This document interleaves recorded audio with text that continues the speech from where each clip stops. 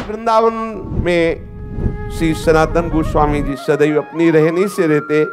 एक दिन एक दिव्य लीला उनके सामने स्फुरित हुई। महावन में रहस्यमय दृश्य देखा कि कुछ गोप बालक खेल रहे हैं। एक नवतमाल श्याम बालक श्री सनातन जी की ओर देखकर मुस्कुरा रहा है और मंद मंद मुस्कुराते हुए प्रेम भरी तिरछी चितवन से कटाक्ष कर रहा है। सनातन जी आकृष्ट हो गए। वो रूप माधुरी को हृदय लगाने के लिए दौड़ पड़े। जो सामने एक दिव्य लीला स्फुरित हुई, देखा कि बहुत से गोप सखाओं के साथ श्री लालजू महाराज खेल रहे हैं। बहुत ही सुंदर श्यामंग कांति है। मंद मंद मुस्कुराते हुए तिरछी चितवन से श्री सनातन जी की तरफ देख रहे हैं। विवश होकर भाग पड़े उनको हृदय से लगाने के लिए। जो ही नजदीक पहुंचकर हृदय लगाने की चेष्टा की तो अंतर्धान हो गए। आप भाव विभोर होकर विलाप करने लगे, क्रंदन करने लगे, अश्रुपात करने लगे। इतनी शिथिलता हुई कि थोड़ी देर के लिए नींद सी आई, एक झपकी सी आई।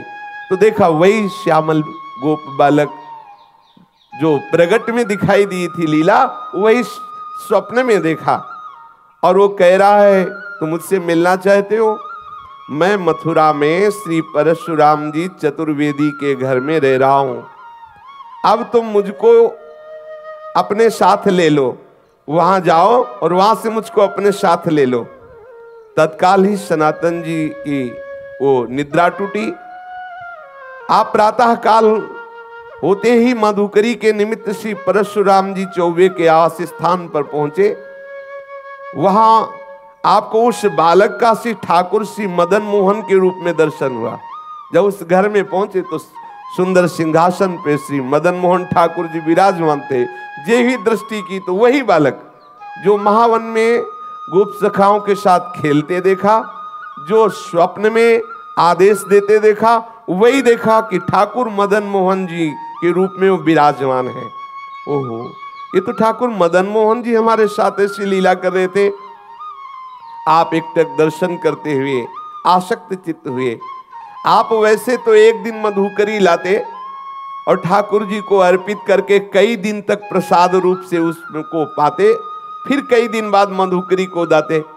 लेकिन मदन मोहन जी के दर्शन के लोभ से आप प्रतिदिन उसी घर में जाने लगे माधुकरी के लिए।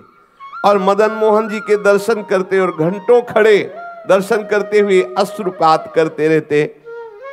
एक दिन घर की वृद्धा माता ने देखा कि नेत्र में नेत्र मिलाए हुए ठाकुर के घंटों खड़े हैं, अश्रु प्रवाह हो रहा है। आपकी ऐसी प्रेममयी दशा देख के, बाबा इनको देख रहे हो? बाबा इनको मत देखो, ये सर्वनाश कर देते हैं। बहुत वैसे ठाकुर हैं। उस मैया ने कहा। तो श्री सनातन गोस्वामी ने उस मैया की तरफ देखा, बोले सुनो, मेरा बहुत बड़ा कुटुंब था, खूब घर भरा हुआ था संपत्ति से, जन से, परंतु ये जब से आया हमारे घर में इसने सब नाश कर दिया। मेरा परिवार मिट गया, मेरी सब संपत्ति चली गई, केवल मैं अकेली रह गई। ऐसा ही होता है, अकेला ही रखता है। इसीलिए कल की चर्चा में था, पूज्यपाद श्री रूप गोस्वामी जी कहते हैं कि अगर अपने परिवार से मोह ममता हो तो श्री राधा गोविंद देव जी से आंख मत मिलाना। यदि आंख मिला लिया तो किसी काम के नहीं रहोगे। ठीक ऐसे ही ये श्री मदन मोहन ठाकुर जी की लीला है। उस मैया ने कहा कि सब कुछ नष्ट हो गया जब से आया है, केवल मैं अकेली रह गई हूं। सनातन जी ने वही अश्रु प्रवाह, अनुराग से भीनी हुई नेत्र, कहा माता जी तुम इसका परिचय मत दो, मैं जानता हूं मेरी भी यही दशा हो गई है। जब से इसने नजर की तब से सब नाश हो गया। और क्या, राजमंत्री थे, नजर हुई, कहां पहुंचा दिया। एक गुदड़ी करवा और भाव में मगल। ये विनोद है महापुरुषों का। समस्त मलिनता माया की जो हमें घेरे हुए है, जब ठाकुर का कृपा कटाक्ष होता है तो उससे बिलक करके अपनी लीला में प्रवेश दे देते हैं, जो चिदानंदमयी है, जो एक रस लीला है। ये परिवर्तनशील जगत की मोह ममता का नाश एकमात्र इनकी कृपा की ओर से होता है। जब से इनसे प्रीति की तब से मेरा सर्वनाश हो गया, श्री सनातन जी ने कहा। इसलिए नाश का अब तो कोई भय रहा नहीं, कोई बचा ही नहीं तो क्या भय है। मेरे निकट जो भी था अब वर्तमान में कुछ नहीं रह गया है, ये इसी की नजर का चमत्कार है। वृद्धा ने कहा तो भी तुम इसकी तरफ देख रहे हो, देखो तुम्हें पसंद आ गया क्या? बोले तो पहले से ही हम राजी हैं, इसके नेत्रों में पहले ही बिक चुके हैं। मैं तो वृद्ध हो चली हूं और मैं सोच भी रही थी कि अब इसकी सेवा कौन करेगा मेरे बाद, क्योंकि परिवार में तो कोई बचा नहीं। देखो इससे कोई ये मत समझ लेना कि ठाकुर से प्रेम करोगे तो तुम्हारा परिवार नष्ट हो जाएगा, ऐसा नहीं। इसका आंतरिक रहस्य है। जब से मदन मोहन जी पधारे तो एक एक करके अपने धाम भेज दिया, अपनी नित्य लीला में सम्मिलित, जो बड़े बड़े योगियों के लिए दुर्लभ है। ठाकुर मदन मोहन पधारे उस चौबे जी के घर तो सबको अपनी दिव्य लीला में प्रवेश दे दिया। लौकिक धन हटा करके चिदानंद वस्तु प्रदान की। हमारी पार्थिव बुद्धि कहीं ऐसा न सोच बैठे कि ठाकुर से जुड़ने का मतलब है संकट विपत्तियां, ऐसा नहीं। जो प्रभु के चरणों में अपने चित्त को लगा देता है तो बिना अन्य साधन के भी प्रभु उसको स्वीकार कर लेते हैं और अपने दिव्य धाम, दिव्य स्वरूप, दिव्य लीलाओं में प्रवेश दे देते हैं। यहाँ से हटा देते हैं ये जो माइक लीला है, जन्म मृत्यु दुखद भयावह, इससे हटाकर जहाँ कोई भय नहीं, महासुख है, वहाँ पहुँचा देते हैं। वृद्धा ने कहा बाबा मैं तो वृद्ध हो चली हूँ तथा मेरी यही अभिलाषा है, इनको कोई न कोई ले जाएगा ही, मेरे से पूजा सेवा बनेगी नहीं और मैं भी ऊब गई हूं, इससे हमें कोई लाभ प्राप्त हुआ नहीं। क्योंकि वो बाह्य दृष्टि से विनोद में बोल रही कि अब अगर इन लाभ प्राप्त होता तो कम से कम नाती पनाती ही होते, इसकी सेवा कोई नहीं बचा, मैं ही अकेले बची हूं। और ये ऐसा ही करते हैं। श्री राधा बाबा कहते इनका जलनुआ स्वभाव है, ये दूसरिया नहीं रहने देते। ये प्रेम गलित साकरीता में दो न समाये। अगर तुम पूछो कि तुम्हें लाभ क्या प्राप्त हुआ तो यही प्राप्त हुआ कि सपरिवार कुटुंब सब खत्म हो गया है। अब मेरी मृत्यु का समय आ रहा है, कोई न कोई तो इसकी सेवा के लिए चाहिए ही, और मैं किसको सौंपूं? मैं दे भी उसी को सकती हूं जो इससे प्यार करे। मुझको बड़ा संतोष हुआ तुम्हारे नेत्रों में इसके प्रति प्यार देख करके। आप देखो इसी से पहचानो कितना प्यार करती ठाकुर को। तुम्हारे नेत्रों में अपने ठाकुर के प्रति प्यार देख करके मुझे संतोष हुआ कि तुम सेवा करोगे। देखो अपने नेत्रों से मैं इन्हें ओझल नहीं होने देना चाहती, परंतु बाबा अब मेरा शरीर बूढ़ा हो गया है, अब मेरे से सेवा का ये कार्य हो नहीं सकता और बिना सेवा के ठीक नहीं है, इसलिए इनको तुम ले जाओ। श्री सनातन गोस्वामी जी ने कहा मैया यदि ऐसी बात है तो तुम इन्हें मुझे दे दो, मैं इन्हें अपने संग ले जाऊं। वृद्ध माता ने कहा बाबा इन्होंने जब मेरा ही सर्वनाश कर दिया तो मुझे डर है कि कहीं कुछ और आपके साथ ना हो जाए। बाबा ने कहा कि मैया हानि वाला कुछ रह ही नहीं गया है हमारे पास, जिससे हानि होगी वो कुछ रह ही नहीं गया है, क्योंकि इन्होंने मेरा तो पहले ही सर्वस्व छीन लिया है। अब एक शरीर में लंगोटी है, ये गुदड़ी है, ये करवा है, जब चाहे तब छीन ले, इसका मुझे कोई भय नहीं है। बाबा श्री सनातन गोस्वामी जी श्री ठाकुर मदन मोहन जी को अनन्य भाव से, वो तो अंदर का जो प्रेम है उसी को देख करके तो ठाकुर ने आकर्षण किया है। वृद्धा माता जी अश्रु प्रवाहित होकर के ठाकुर जी को हृदय से बार बार लगा करके श्री सनातन गोस्वामी जी को दी। सनातन गोस्वामी अत्यंत प्रसन्न होकर मानो महानिधि है भी महानिधि, अब जिनको ऐसे ठाकुर लाड़िले प्राप्त हुए हो सोचो उनको कितना सुख। सनातन जी बहुत प्रसन्न मुद्रा में ठाकुर जी को हृदय से लगाकर श्रीधाम वृंदावन में ले आए और आदित्य टीला में श्री ठाकुर जी महाराज को विराजमान, ये जो लाल पत्थर का मंदिर है टीले पे, इसे आदित्य टीला कहते हैं। उनकी पर्णकुटी वहीं थी, वहीं ठाकुर जी को विराजमान किया। सनातन जी की दिनचर्या में उदर पोषण के लिए माधुकरी वृत्ति ही थी। एक दिन ले आते, कई दिन प्रयोग करते, परंतु अब कुटिया में ठाकुर जी पधारे। अब श्री सनातन जी श्री ठाकुर जी के भोग के लिए आटा मांग के लाते और उपला बिन लेते और उसी आटे का गोला बनाकर उपला में पका लेते और ठाकुर जी को अर्पित करते और वही प्रसाद पाते। वैसे तो कई कई दिन तक माधुकरी का भोग लगा के पाते, लेकिन जब से ठाकुर मदन मोहन आए तो रोज आटा लाते और उसी का बाटी बनाकर ठाकुर को अर्पित करते। ठाकुर जी को जब भोग अर्पित करते तो ठाकुर जी मुंह बनाते, क्योंकि चौबे जी के यहाँ मलाई रबड़ी पाले वाले, ठाकुर जी रबड़ी छालने वाले। अभी यहाँ सूखी बाटी, उसमें नमक भी नहीं। अब कुछ कह नहीं सकते, लेकिन मुंह बुलाते ठाकुर जी। जो ही ऐसे बाटी रखते, ठाकुर एक दिन हिम्मत करके ठाकुर जी, देख लो ये प्रेम का बल। जैसे कोई बच्चा डरता है ना बड़ों से, ऐसे ठाकुर जी डरते थे श्री सनातन गोस्वामी से। थोड़ा डरते हुए कहा, बाबा ये सूखी बाटी गले से उतरती नहीं है, आप ये जली जली बाटी हमको भोग लगाते हो, हमारा उधर भी काम नहीं कर रहा हो, गले से सरकती नहीं है। अरे इतना नमक तो डाल दिया कर, इतना नमक डाल दिया कर। श्री मदन मोहन जी के मुख से सुनकर के सनातन जी मुस्कुराए और बोले, देखो हमें महाप्रभु ने आदेश किया है कि वृंदावन वैराग्य से रहना।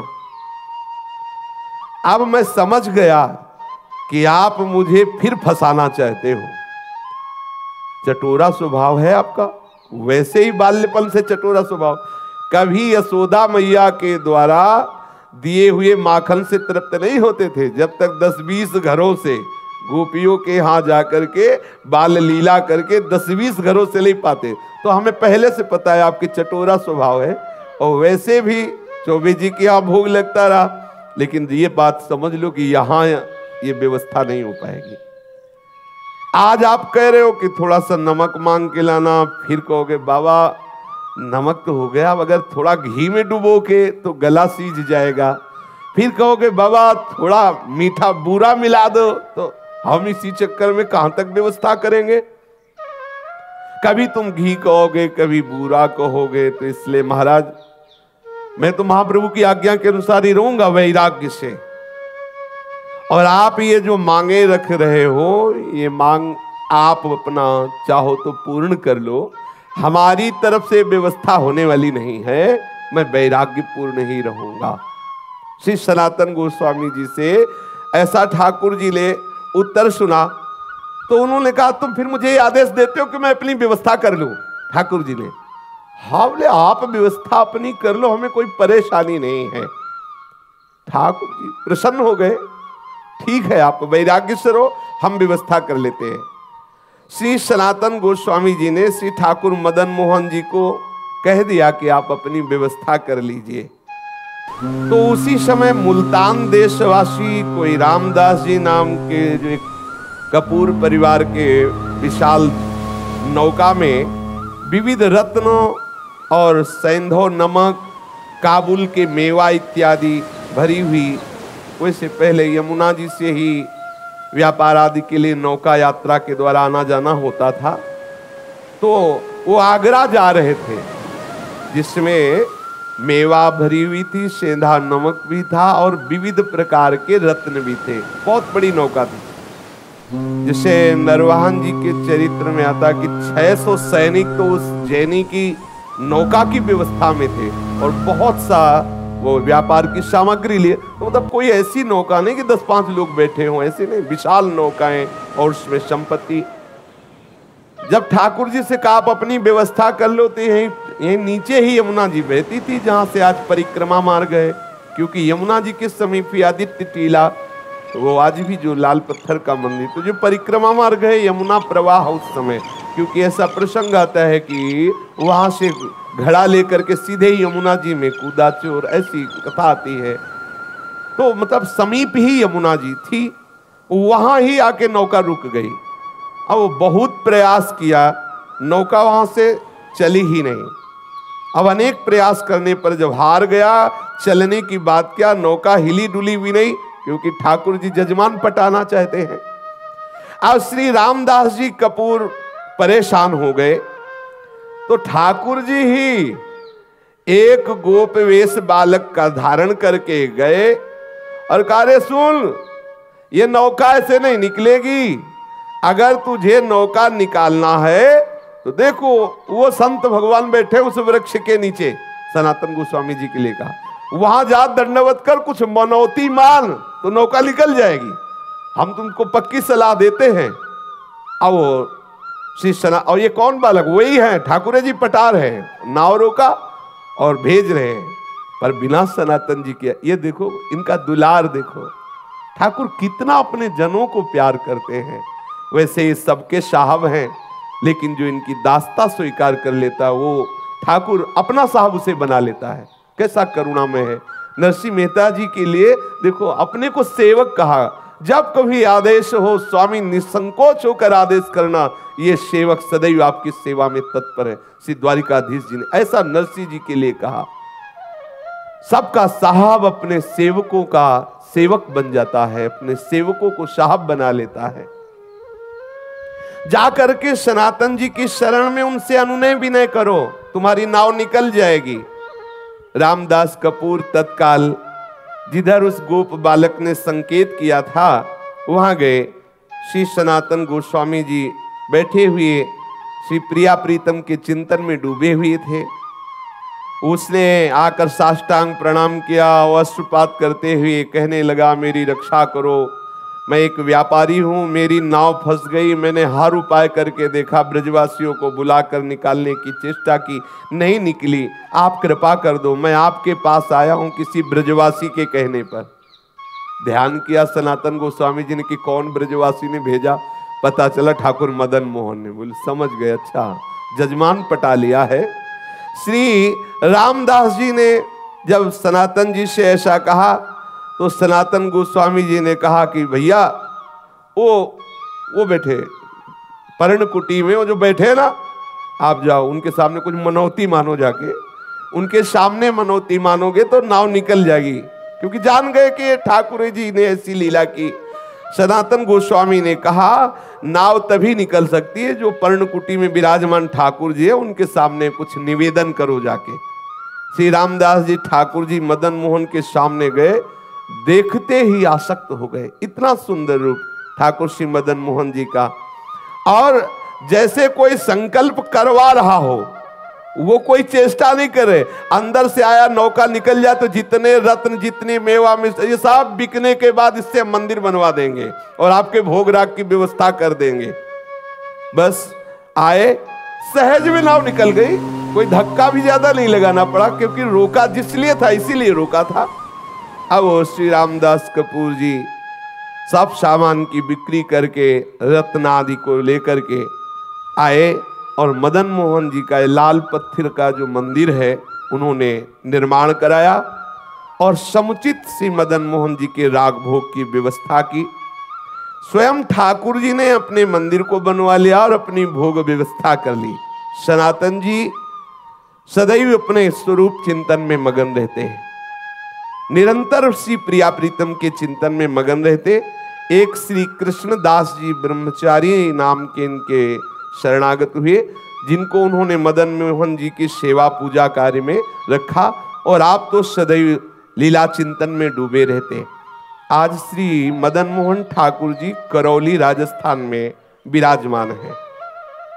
श्री सनातन गोस्वामी जी का नित्य प्रति का नियम था वृंदावन से पैदल जाना, श्री गोवर्धन जी की परिक्रमा करके पैदल आना।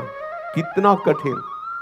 अपने गिरिराज जी की परिक्रमा होने के बाद तो 10 कदम भी पैदल चलने की सामर्थ्य नहीं रह जाती। देखो कैसे महापुरुष यहाँ से पैदल जाते, गिरिराज जी की परिक्रमा दे करके पैदल आते। श्री ठाकुर जी ने जब देखा कि इनका शरीर बहुत वृद्ध हो गया है, फिर भी इनका नियम दृढ़ है, तो कहा कि अब आप मत आया करो, आपका शरीर वृद्ध हो गया है। तो उनका रहा नहीं जाता, ये प्रीति है, रहा नहीं जाता बिना परिक्रमा के, बिना आपके दर्शन के। तो श्री ठाकुर जी महाराज स्वयं प्रकट होकर के एक शिला प्रदान की, जिस शिला पर श्री ठाकुर जी का चरण चिन्ह अंकित है, और कहा बाबा तुम इस शिला की परिक्रमा कर लिया करो, इसकी परिक्रमा से तुम्हें संपूर्ण गिरिराज गोवर्धन की परिक्रमा का नियम पूर्ण हो जाएगा, वैसे ही आपको आनंद प्राप्त होगा। वो पावन शिला वर्तमान में श्री वृंदावन में श्री राधा दामोदर जी के मंदिर में विद्यमान है। सब लोग प्राय दर्शन करते हैं। प्रतिदिन आदित्य टीला से श्री सनातन गोस्वामी श्री गोपेश्वर महादेव जी के भी दर्शन करने जाते थे। तो महादेव जी ने देखा कि जब बहुत एकदम वृद्ध हो गए हैं, तब उनसे कहा कि तुम यहाँ रोज गोपेश्वर मत आया करो। बोले आपके दर्शन का नियम है, तो मैं मध्य में ही प्रकट हो जाता हूं। तो जो बनखंडी महादेव जी हैं उस रूप में श्री गोपेश्वर महादेव जी प्रकट हो गए, और पूज्य श्री सनातन गोस्वामी जी उनके रोज दर्शन करते, बड़े ही अकिंचन। गौड़ देश में वर्धमान जिला के एक गरीब ब्राह्मण अपनी गरीबी से बहुत दुखित होकर धन प्राप्ति के लिए आशुतोष भूत भावन भगवान शंकर की आराधना की। भगवान शंकर जी प्रसन्न हुए और स्वप्न में आदेश किया कि जाओ श्री वृंदावन धाम में श्री सनातन गोस्वामी जी नाम के एक महापुरुष निवास करते हैं, उनके पास पारस मणि है और श्री सनातन जी तुम्हें वो पारस मणि दे देंगे। ब्राह्मण देव को ऐसा भगवान महादेव जी ने आशीर्वाद दिया, जाओ। ब्राह्मण देव बड़े आनंद में मगन होकर श्री वृंदावन धाम आए और यहां पता लगाया संतों से, पता चला श्री गोस्वामी श्री सनातन जी का। वो वहां गए, श्री गोस्वामी जी को देखा, श्री सनातन जी को, एक गुदड़ी, एक करवा और शरीर पे कौपीन। उनके मन में निराशा हुई कि जो खुद ऐसी गरीबी से रह रहे हैं वो हमें पारसमणि क्या देंगे। भगवान शंकर के वचन तो झूठे नहीं हो सकते, और उन्होंने इन्हीं के लिए कहा है कि इनके पास जाओ तो तुम्हें धन बनाने वाली पारसमणि मिल जाएगी। अगर इनके पास पारसमणि होती तो ये ऐसे कैसे फटी पुरानी गुदड़ी, रज का करवा, एक लंगोटी लगी हुई। प्रणाम किया, बाबा मैं आपके पास आया हूं। सनातन जी ने कहा किस हेतु से आए हो? तो उन्होंने कहा कि मुझे भगवान शंकर ने भेजा है कि आपके पास पारसमणि है और आप मुझे प्रदान करें। सनातन जी ने कहा हाँ, मैंने कभी उसे छुआ तो है नहीं, पास तो है नहीं। यमुना स्नान करने जा रहा था तो एक दिन पैर से टकरा गई थी, तो वहीं उसे रेती से ढक दिया और पुनः यमुना स्नान किया, जिससे किसी दिन स्नान करके वापस आते समय दोबारा हमारे स्पर्श ना हो जाए, नहीं तो मुझे पुनः स्नान करना पड़ेगा। श्री ठाकुर जी की सेवा पूजा में विलंब हो जाएगा। ब्राह्मण देव को लगा इतनी अशुद्ध होती पारसमणि कि स्नान करना पड़ता है। ब्राह्मण देवता ने कहा अच्छा आप मुझे बता दे चल के कि वो पारसमणि का है, दूर से बता दीजिए। ब्राह्मण देव को श्री सनातन गोस्वामी ले गए और बोले इसी जगह कहीं थी, आप बालू हटाइए। तो जे भी वहां बालू हटाई, थोड़ी देर में ही तो देखा चमकती हुई पारसमणि। ब्राह्मण को लगा मैं परीक्षा करके देखूं कि कोई चमकदार पत्थर है या पारसमणि है। तो एक लोहे की कील में स्पर्श किया, तत्काल वो स्वर्ण की हो गई। बड़ा मन प्रसन्न हुआ कि भगवान शंकर का वरदान साक्षात्कार हुआ। परंतु द्वितीय उसके विचार तत्काल आया, एक मन में तो प्रसन्नता हुई, तत्काल द्वितीय विचार आया कि ये कैसे संत हैं, इतनी कीमती वस्तु को इतनी दूर किए हुए, जिसके लिए मैं आनंदित हुआ उसके लिए इनके हृदय में ऐसी उपेक्षा। सनातन जी इस अमूल्य पारसमणि का त्याग क्यों किए हुए थे, और इतना त्याग कि शरीर से स्पर्श हो जाए तो यमुना स्नान करना पड़ेगा। मुझे लगता है कि इनको पता नहीं कि ये पारसमणि क्या होती है। ना अगर ये ऐसा जानते होते तो इसको ऐसे क्यों रेत में फेंके होते, और इसमें क्या दोष है जो इन्होंने स्नान करने की बात सोची। ब्राह्मण देव अपने मन की असमंजता में विचार किया कि इन्हीं से पूछे, तो पुनः लौट करके श्री सनातन जी को प्रणाम किया और कहा, महाराज मेरे हृदय में एक प्रश्न है कि इतनी कीमती मणि आप अपने समीप क्यों नहीं रखा, और इसके स्पर्श करने पर स्नान करना क्या पवित्रता इसमें है। ब्राह्मण को इस तरह बोलते हुए देख करके श्री सनातन गोस्वामी ने कहा कि बहुत दुर्गुण है इस पारसमणि में, न जाने कितनी मलिनताएं छुपी हुई हैं। क्योंकि जब धन बढ़ेगा, अहंकार बढ़ेगा, दोष बढ़ेंगे, भगवत चिंतन छूटेगा, बहुत प्रकार के दोष हैं। इसलिए इसका कहीं रजोगुण प्रभाव कहीं किसी भी तरह से हमारे भजन में विक्षेप न डाले, इसलिए इसको दूर रखते हैं। और ये हमारे लिए मणि पत्थर से बढ़कर कुछ नहीं है, क्योंकि हमारे पास जो मणि है उस मणि के सामने है ही क्या।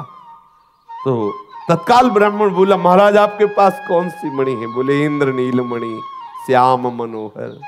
आहा, श्री लाल बिहारी श्याम सुंदर रूपी मणि हमारे पास है, ये क्या? उसने तत्काल श्री सनातन गोस्वामी के चरणों में प्रणाम किया, और महाराज फिर आप ऐसी अपवित्र मणि हमें क्यों देंगे? अब आप कृपा करो, वही मणि दो जो आपके पास है। तब उन्होंने कहा कि इसे फेंको यमुना जी में और यमुना स्नान करके आओ। तुम अधिकारी हो, क्योंकि भगवान आशुतोष शिव की कृपा तुम्हारे ऊपर हुई। तुम्हें पारसमणि लेने के लिए नहीं भेजा, वो हमारे पास भेजा इसी इंद्रनील मणि श्याम मनोहर के लिए ही है। पर तुम्हें विश्वास हो जाए और तुम्हारी समझ में आ जाए कि पारसमणि को भी त्यागने की सामर्थ्य श्री श्याम सुंदर के चरण अनुरागियों में होती, इसलिए लीला कराई। जाओ स्नान करके आओ, इसे यमुना में फेंक दो। पारसमणि को फेंक दिया, स्नान करके आए। श्री पूज्य सनातन गोस्वामी जी ने उन्हें दीक्षा दी, उन्हें भगवत संबंध से युक्त किया, और निरंतर वो वृंदावन धाम वास करके भगवत चिंतन करते हुए वो भगवत धाम को प्राप्त हुआ। विक्रम संवत 1615 सप्त गोस्वामी ग्रंथ के आधार पर विक्रम संवत 1611 आषाढ़ पूर्णिमा के दिन प्रातः काल श्री सनातन गोस्वामी पाद जी ने नित्य निकुंज लीला में प्रवेश किया।